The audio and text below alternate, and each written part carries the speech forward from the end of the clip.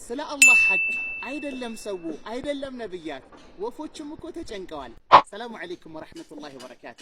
አላህ ሱብሓነሁ ወተዓላ ሱረቱን ነምል ላይ ካጫወተን ከነገረን ታሪኮች ውስጥ አንደኛው ነቢዩላህ ሱለይማን አላህ ሱብሓነሁ ወተዓላ ስልጣን ሰጥቷቸዋል።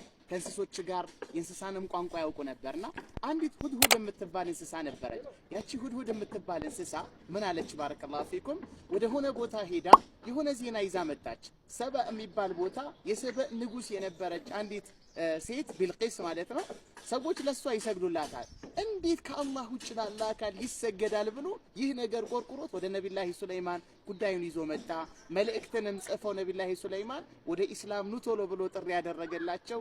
ያችም ንግስት በዛች ወፍ ዳዕዋ አማካኝነት ወደ ኢስላም መጣለች። ስለዚህ ሐቢቢ አንተ ስለ አላህ መብት ካልተቆረቆርክ በጣም ያሳዝናል። ከእንስሳ በታች ትሆናለህ ማለት ነው።